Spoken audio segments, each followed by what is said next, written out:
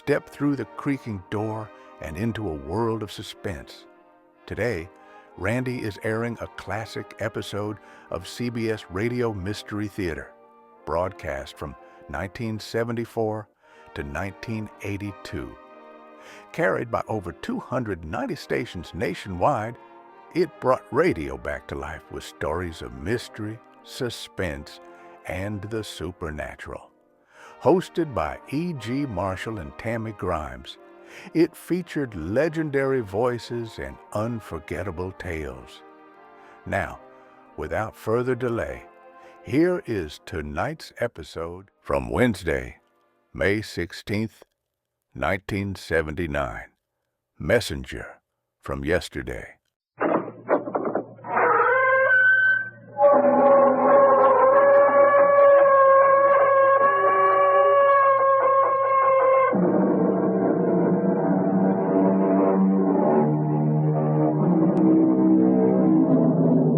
Come in. Welcome. I'm E.G. Marshall. A good deal has been made these days of the power of the ancients over life and death. Since no one has ever returned to tell us, we have no idea whether any one belief in any one deity guarantees life after death.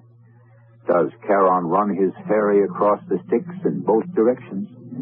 Will Anubis guide any other nationality than ancient Egyptians to judgment? Will Vishnu appear to the Hindus or to all of us to punish the wicked? Though we have no positive answer, today's mystery tale is worth checking out. Frank, where have you been? I've been going crazy trying to reach you. I've been to Boston for a 3-day seminar.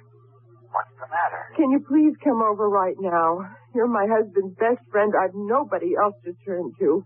He just sits there in front of that statue like a zombie. And I'm scared. Please, Frank, hurry. Hurry.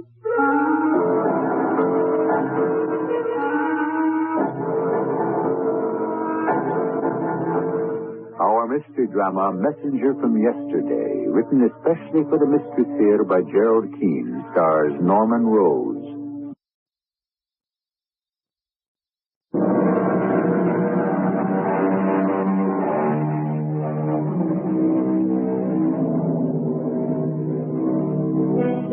Perhaps it would never have happened if the college had not been named Imhotep.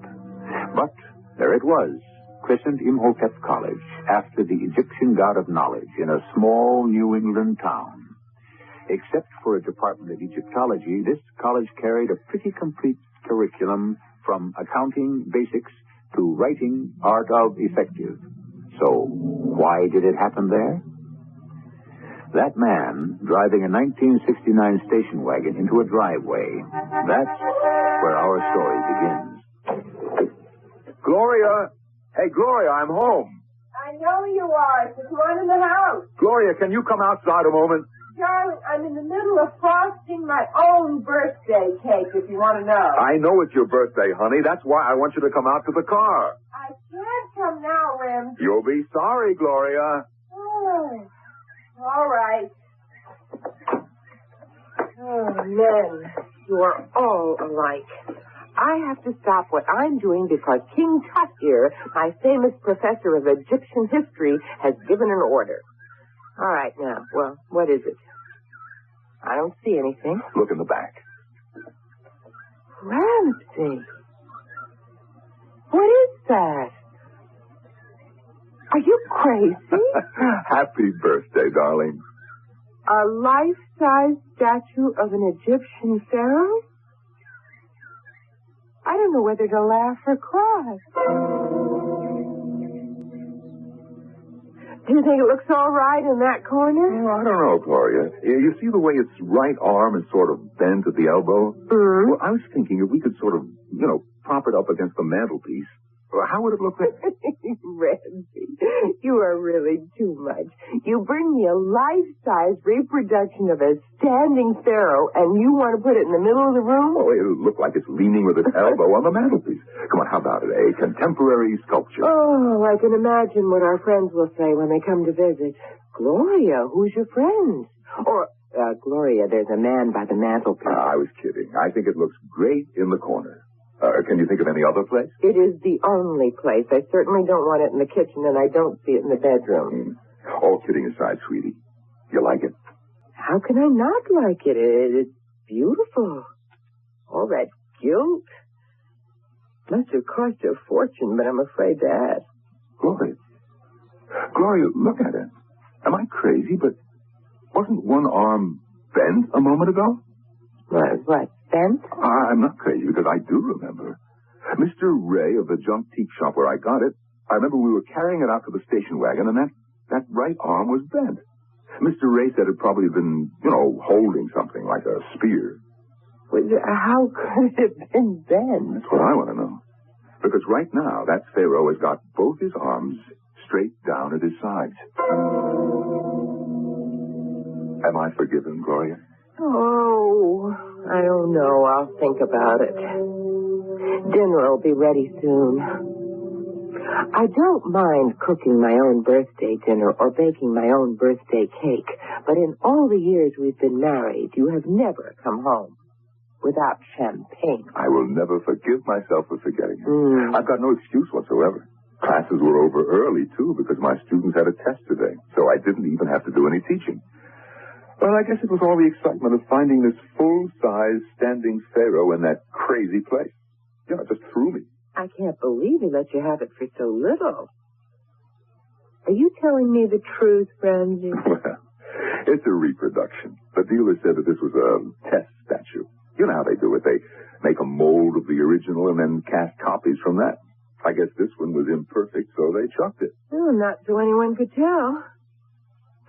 Well, all right, Professor West, if you can tear your eyes away from my golden pharaoh for an hour, dinner is on the table.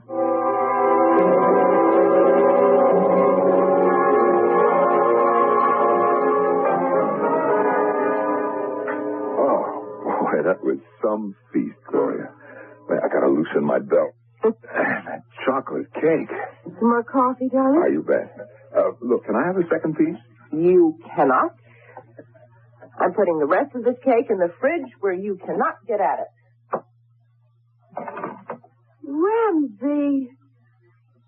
Ramsey West, you old faker, you bought it after all and snuck it into the ice box. What did I do? This bottle of champagne. And I was beginning to feel sorry for myself. Hey, where did that come from? Oh, Mr. Innocent. Gee, Gloria, I forgot. I got so excited finding this Egyptian statue in a junk shop, I clean forgot. But, honey, this bottle of champagne, I never saw it before, believe me. You are the sweetest absent-minded professor I ever married.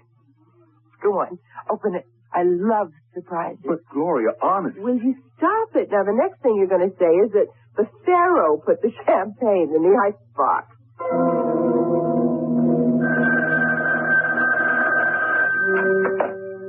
Hello? Ma. Oh, gosh, it's good to hear your voice.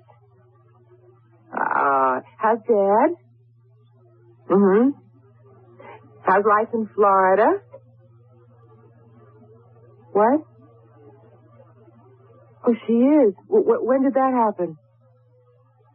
Oh, my gosh. Well, now, look, if Sis is ill and there's no one to take care of the kids, sure, I'll go. Which hospital? Uh-huh. I'll take the next plane to Chicago. Don't you worry.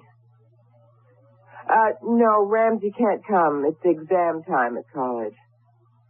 Now, listen, don't you worry about Sis. And call you when I get there. Okay. And love to Dad.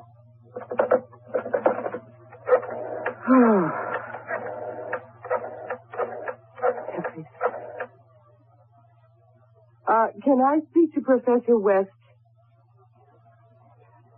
Well, this is his wife, and it's urgent. Oh, I see. Well, then can I leave a message for him? Okay, tell him that my sister is sick, and I'm taking the next plane to Chicago to help take care of her kids. Will you see he gets that? Thanks a lot.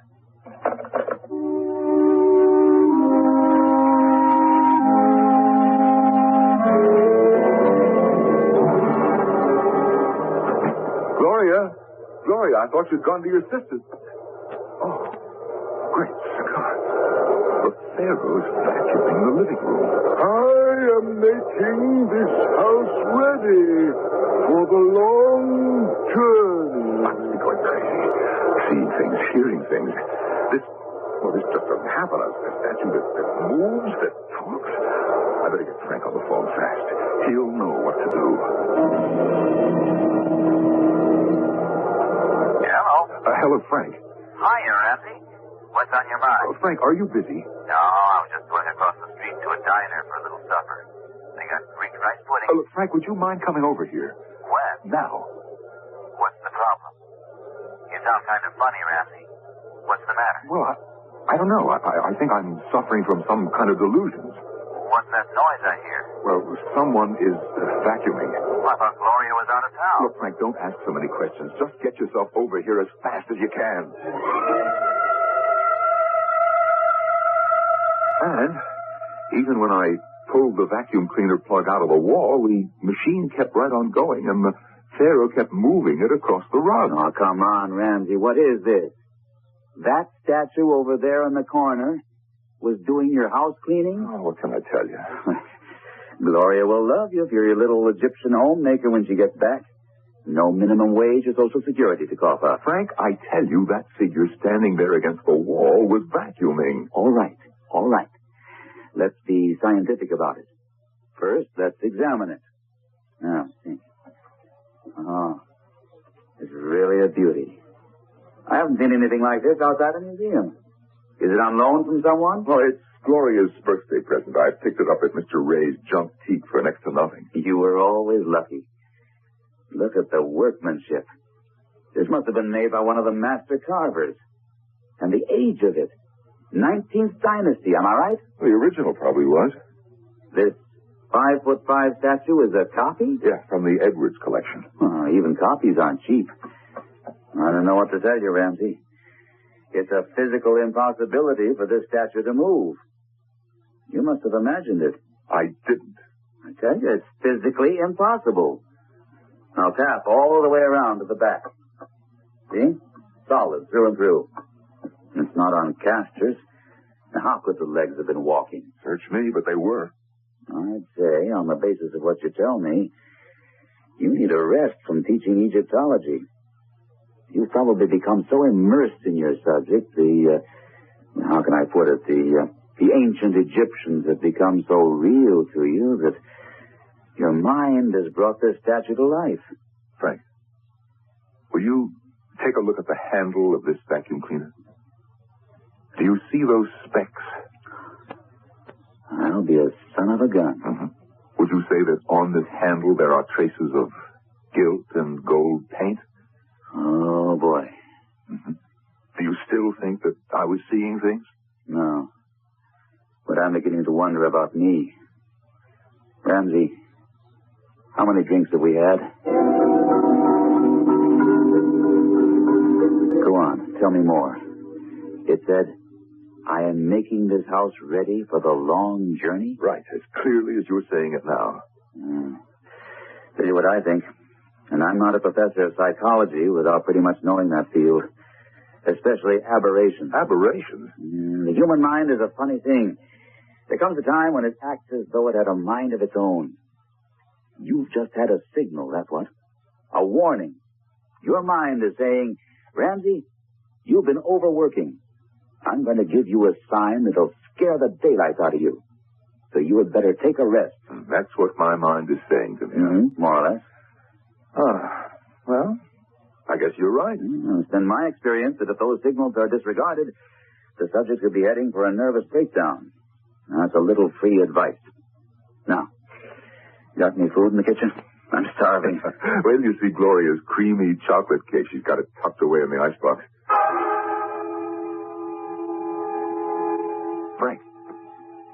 Frank, look at all that food on the kitchen table. Hey, you're a heck of a cook.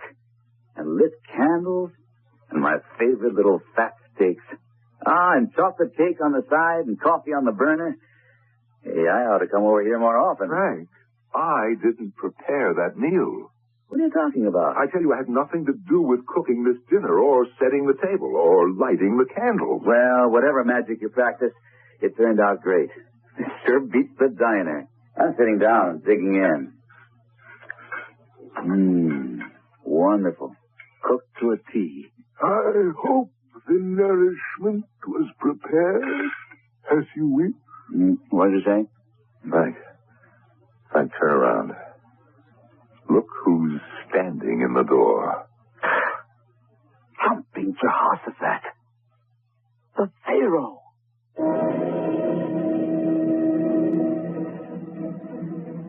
When faced with extraordinary or unexplainable phenomena, the first step is to assess what you know. Better than most other people, Professor West knows the ancient Egyptians believed that life continued after death. Whether there is fact in such a belief, who can tell? But certainly, the power of movement, recognition, and speech had been given to this plaster effigy of a man who lived 2,500 years ago. I shall return shortly with Act Two.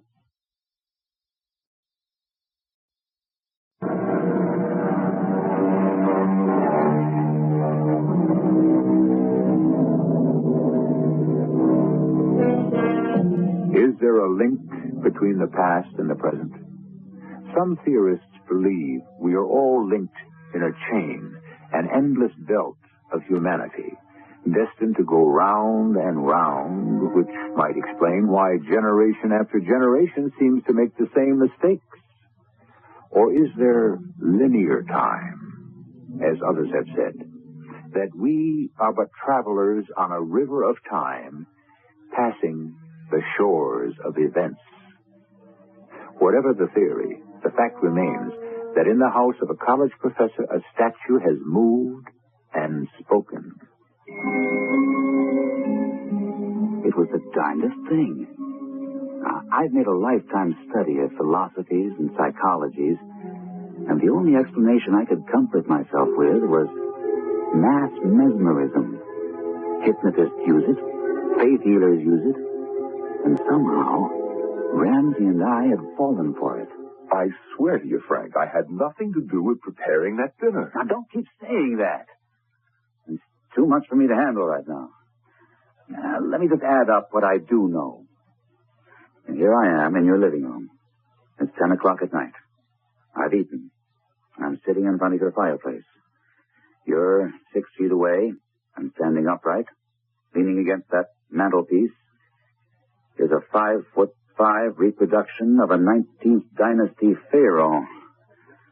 Now, how far would you say I am from the pharaoh? Oh, 2 feet, 3, somewhere between. Mm-hmm. It's made of plaster, has 2 feet that are well balanced on the ground, no platform, covered with gold paint. What any scientist would call a totally inanimate object.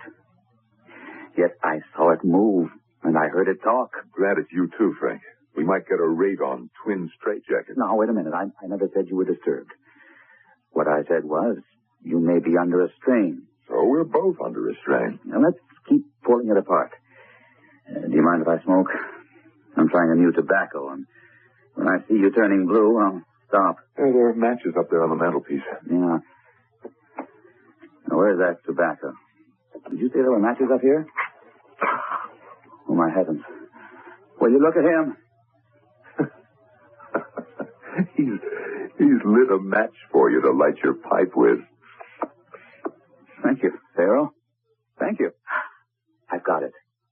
There was a slip-up when these copies were being manufactured, and you got yourself a robot. A robot? Well, how's that possible? Anything is possible. No, that's not what I mean, Frank. A robot has to be programmed, like a computer. My pharaoh acts independently. He sees a problem. He solves a problem. He deduces we're hungry. He makes a meal. The room needs cleaning. He does it. I'm not denying that you haven't got yourself a very special kind of robot. Oh, I've got an idea. Thanks a lot for coming over, Frank. I'll see you to the door. But I don't... Come on.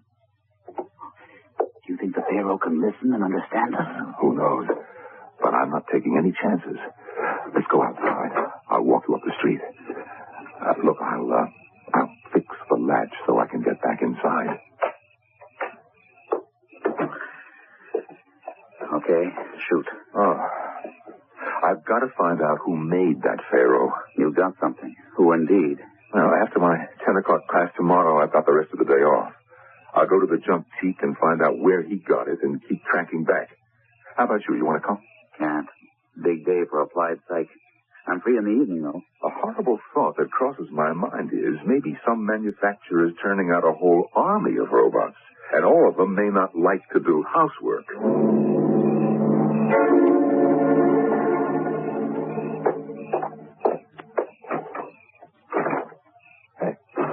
Hey, what is this? I'm locked out.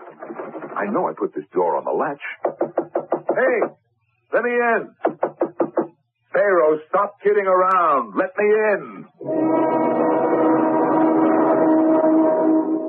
About an hour later, I was home reading in bed, and Ramsey called.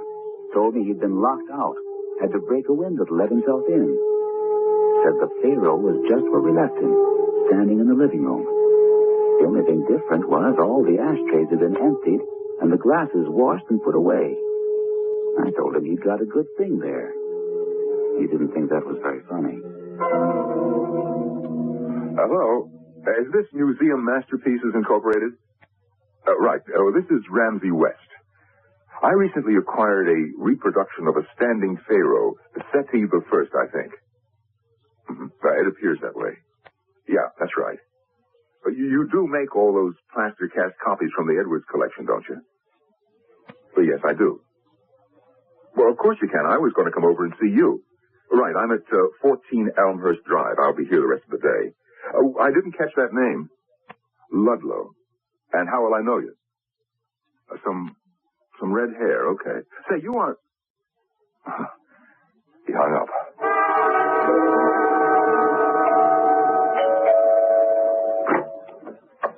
Mr. Ludlow? Mr. West? I thought you were. I know you. Your face looks familiar, too. You're Red Ludlow, class of 61. And you're... Ramsey West. I teach Egyptology at Imhotep College. Well, good for you. Oh, you're with Museum Masterpieces, huh? Professor, I am Museum Masterpieces. That is my truck in your driveway. Ah, yes, so it is. It's a nice job.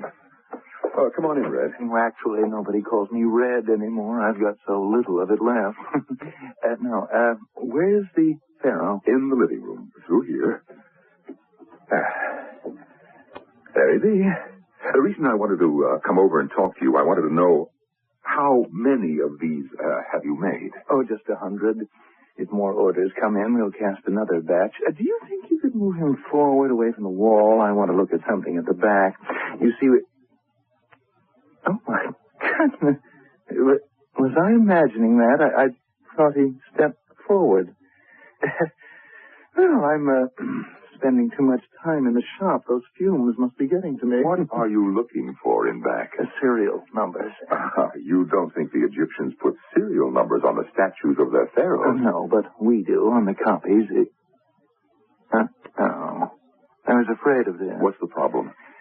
Professor, can you keep what I'm going to say completely confidential? Well, sure, but what's wrong? Well, of course, it goes without saying. Museum Masterpieces will reimburse you for what you paid for the statue. Well, I don't know that I wish to part with it. Oh, I'm afraid you'll have to. No question about that. I'd say there's quite a big question about that. I gave this one to my wife as a birthday present. Oh, in that case, does it matter to you if we give you a duplicate reproduction instead of this one? It certainly would.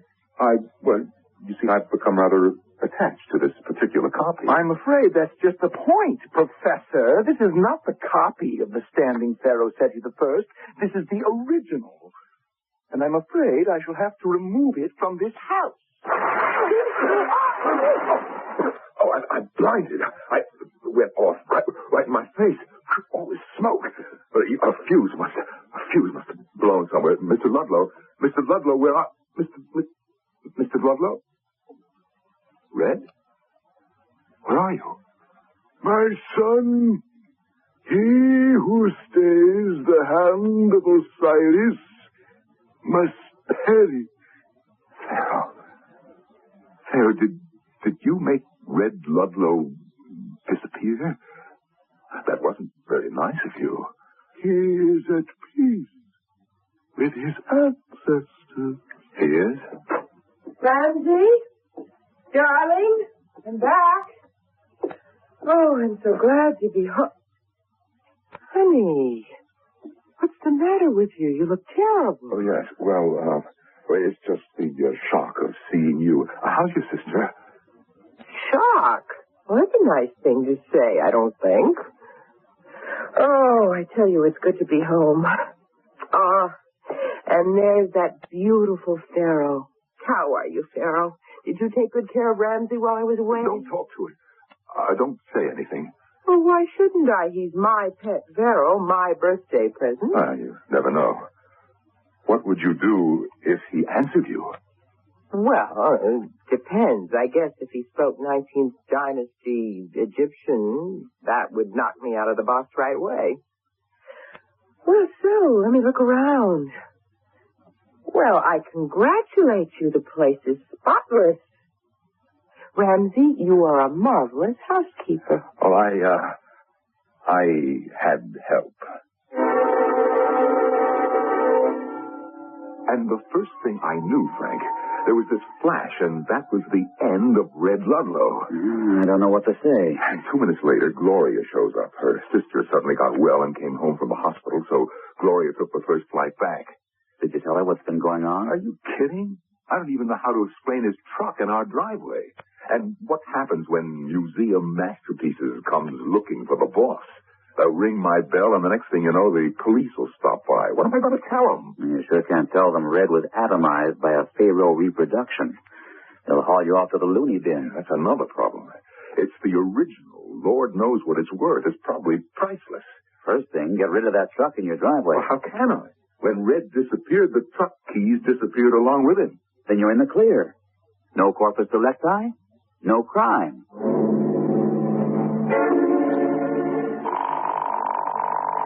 Oh, I hope he's there. I just hope he's there. Hello? Oh, thank heaven, Frank, it's you. Yes, who's this? Gloria? Frank, please, could you come over right now? I know it's late, but I am so worried, and you're his best friend. I don't have anybody else to turn to. Frank, it's just terrible. He hasn't been to his classes all week. It's like I'm married to a zombie. He just sits there and... Frank, just hurry up and come over, will you, please?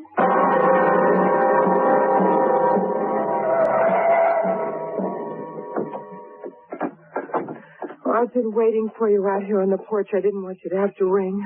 Come on in. Okay. What is it, Gloria? Well, I told you he hasn't been to his classes for days. I don't know if he's ever going back. Where is he? In the living room. You won't recognize it, Frank. He's turned it into a tomb. What? He got some floor-to-ceiling photographic murals of the inside of some Egyptian's tomb from some museum, and they're on the four walls. The fireplace he turned into an altar. And then, you know that exhibit of Egyptian artifacts in the front hall of the college? He brought everything here. All those funny statues of dogs and jackals and snakes and masses of dried flowers and tall grasses, and he just stuck them in jars all over the living room. But why? I don't know. It's something to do with that Egyptian statue he brought me for my birthday. Gloria, get rid of it. He just sits there like a king on a throne with this stunned look on his face. I'll go in there right now, Gloria. I'll do what I can to snap him out of it. And the worst part of it is he just won't let me near him. He makes his own meals. I don't know where he gets the food. Just comes out of thin air, I guess. He sleeps right in that room in that old army cot. I don't know what to do. And he won't let you go in there? When I go marketing, I have to go out the back door. Then I hear him talking, Frank, and I don't understand a word of it. You just leave him to me, Gloria. Go up to your room. And if I need any help, I'll holler.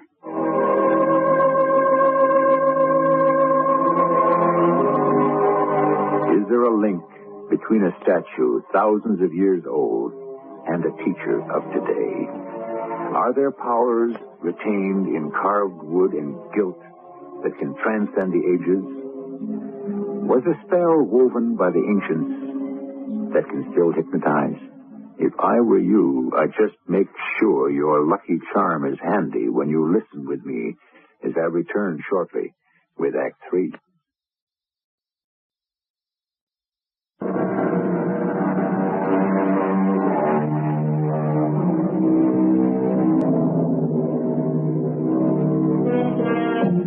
In a perfectly ordinary average house on 14 Elmhurst Drive, in a room transformed to a replica of an Egyptian tomb, there is a statue, the pharaoh Seti I. It speaks, it performs tasks, it seems to perform miracles, like making people disappear. Is there a scientist alive today who could create a robot of such powers?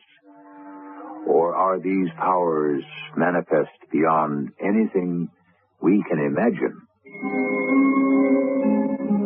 I'm not going to pretend I know the answers. All I knew was Ramsey West, professor of Egyptology at Imhotep College, had gotten himself much deeper into ancient death rites than he should have. And as his best friend, I would do anything to help him and protect him. Hiya, Ramsey. How are you, old boy? Who is it? It's me, Frank. Say, you really made this into quite a museum, didn't you? What are you doing sitting on that... Where did you get that chair? A lot of nice designs you painted on that. Made it look like a throne. You may advance. Oh, hey, Ramsey. It's me, Frank. Kneel, slave. What, are you kidding? You have been ordered to kneel. Oh, hiya, Pharaoh. I didn't see you standing there. Kneel, slave. Sure. Okay, I was going to kneel anyway. What is your message, slave? I just stopped by to see how you were, Ramsey. I see you got the Pharaoh still. So I guess nobody came around for him. Yeah, say, can I get up off my knees? Rise. Oh, Ramsey, snap out of it, pal. What's with you? What's the matter? Ramsey, come on. Get up off that chair, will you? What? Frank? The least you could do is offer me a drink. Frank, is that you? Ramsey, you got to snap out of this. Now, give me your hand. I'm not going to hurt you. Got it, boy. Now, slowly, I'm going to pull you off that throne. Here we go. Come on. Come on. Stop. Father, stop him. Darn it. I must have tripped. How dumb can you be? I can't get up. What's the matter with me? Bring me my crook and my flail. Ramsey, somebody stop playing games with me. Let me up off the floor. Ramsey? Are you all right? Ramsey? Frank, are you hurt? I don't think so. I just can't get up. Gloria, go, run, get out of here if you value your life. The next 5 hours in Ramsey West's living room were about the most terrifying I'd ever known. It made me realize that, indeed, all those forgotten dynasties of ancient Egypt, all their beliefs that the dead and their families and friends would continue life after death, were no mere superstitions. But why Ramsey West should be caught in this web, I did not know then. At about 2 a.m, I had talked myself hoarse. Ramsey fell asleep in his chair, and even the Pharaoh's eyes seemed to close. I crept out. Frank?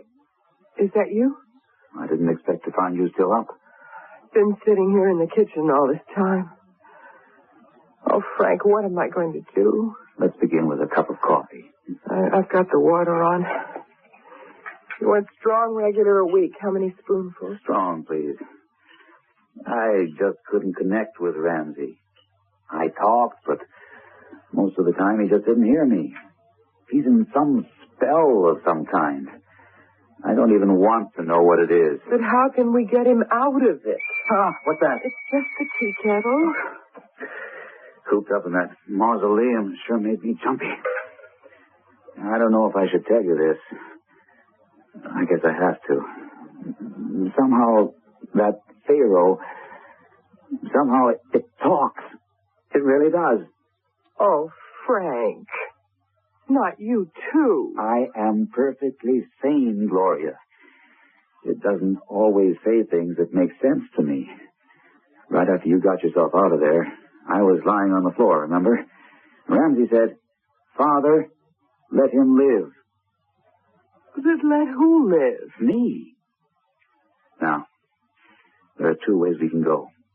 I can pick up the phone and call the hospital and tell them to send over the men in the little white coats. No, I couldn't do that, Frank. Oh, let's try the other way first.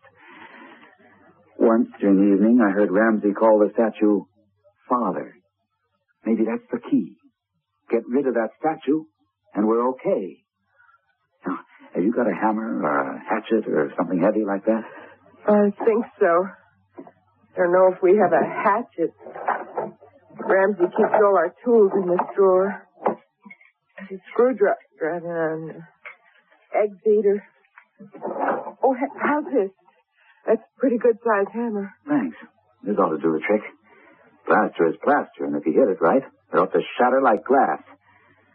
Gloria, I may make an awful mess of your living room, but it's the only way. What are you going to do? You know, he's sitting in the dark now. May even be asleep. Well, I'm going to walk into that living room, turn off all the lights, go over to that plaster pharaoh, and I'm going to break it up into little pieces. Frank, it's not a copy. It's the real thing, an original. Gloria, no matter how valuable it is, believe me, it's not worth having above ground. Well, couldn't we call a museum and have them take it away? It must be destroyed. Look at the damage it's already done to this house. To Ramsey, to you, to me. You want to put this... There's only one word I have for that statue, this evil thing, into a museum where it might affect thousands of people who come to look at it? I never thought of it that way.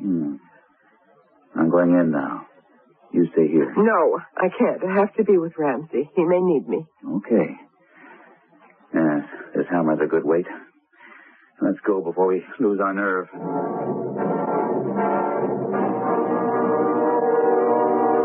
Who's there?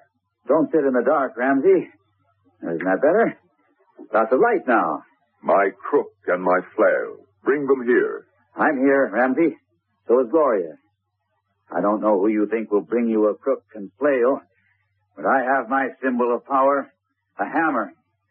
I'm sorry, Ramsey, but we have to do it. There is evil intent in the air. You bet there is. Ramsey, stay there. Just stay out of my way. Don't strike the statue. I must. Frank, what happened? Why did you drop the hammer? What? The hammer.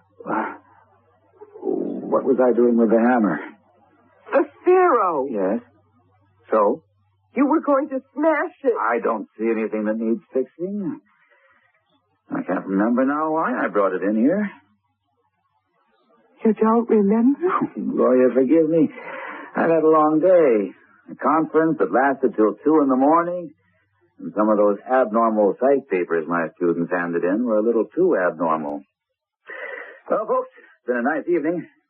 Thanks for the coffee, Gloria. Frank, where are you going and why? Ramses has commanded me to leave his presence. I'm excused, so I obey. Frank, what's with you? You don't talk like that. So long. See you. Frank, for heaven's sake, come back. Don't leave me here. Please don't. Frank, stop. Stop. Frank, what happened? Oh, hi, Gloria. What are you doing out here? Frank, don't you remember? I don't know. Was there something I forgot? About Ramsey and that pharaoh. Oh, yes. Nice-looking statue. Of course, only someone who's into Egyptology would give it house room. Frank, you don't remember about 9:30, my phoning you, asking you to come over? Well, I guess I do. We had coffee in the kitchen, right? Do you remember why we did? what we talked about? Do you remember anything strange about our living room, the way it looks? Like an underground Egyptian tomb? And Ramsey sitting on a big wooden chair staring at that statue? Do you remember any of that? You were in there for 2 or 3 hours, you said. Vaguely. You don't remember we decided to smash that pharaoh with a hammer? Gloria, you're going to think I'm an awful dunce. And I don't know why. It's all like some dream that starts to disappear the moment you wake up and you can't hold on to it. Now, why would I want to take a hammer to break up that pharaoh? It means an awful lot to Ramsey. Are you sure you didn't misunderstand me? Frank, do you remember saying, Ramses has commanded me to leave his presence, and so I must go? Come on, Gloria. It's late. We're standing in the middle of the street, and you're telling me jokes. I'm getting an awful headache. So if you don't mind, I'll be on my way home. Tell Ramsey I'll call. I can't even remember what day it is. I'll see you, Gloria. I hope so. Gloria, is that you? Yes, it's me. Oh, Ramsey, why do you have to sit there? I wish you wouldn't. I wish you were you. My father has something to say to you. O glorious Seti, speak to thy handmaiden. My daughter, are you prepared for the journey? What journey, great Seti? You and my son, Ramses II, have been rescued from reincarnation to return to the proud kingdom. This life you enjoyed in this century is not yours to keep. Return to join your ancient ancestors. The gods await you.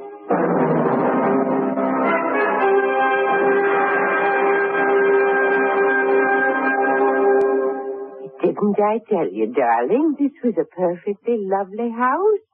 Yes, the real estate agent said we could spend as much time as we liked here and then bring her back the key. It's completely furnished. Oh, really?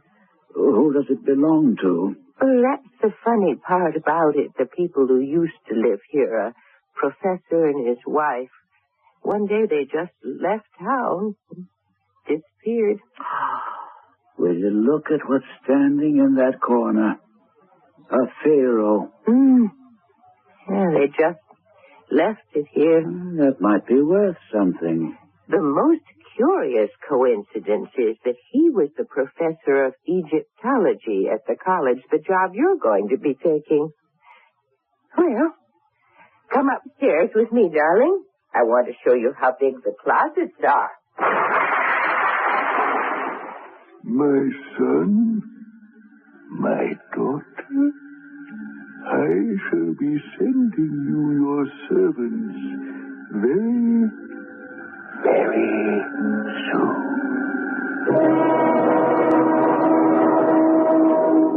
I've been looking through old textbooks on ancient Egypt to try to make sense of what happened. Of course, I was struck with the similarity of names, Ramsey and Ramses II. Then I read all that about reincarnation, and I wondered, had they found themselves in the wrong century and had to go back? Your guess is as good as mine. Which reminds me to tell you what is inscribed over the tomb of Ramses' father at Abydos on the Nile. Death does not end all things. An ancient king returns to earth to reclaim his son. Possible? Believable? The pharaohs placed their faith in scarabs, amulets, and colored stones, and buried themselves so they might live forever. Is that any more primitive than current beliefs that opals are unlucky, jade wards off heart disease, copper wristbands cure arthritis? And as for the luck of rabbit's feet, numerology, astrology, let's just say the ancients had no corner on superstitions. Our cast included Norman Rose, Teri Keane, Gould, and Russell Horton. The entire production was under the direction of Hyman Brown. Well, folks, that's all for tonight's broadcast here on Randy's Old Time Radio Shows.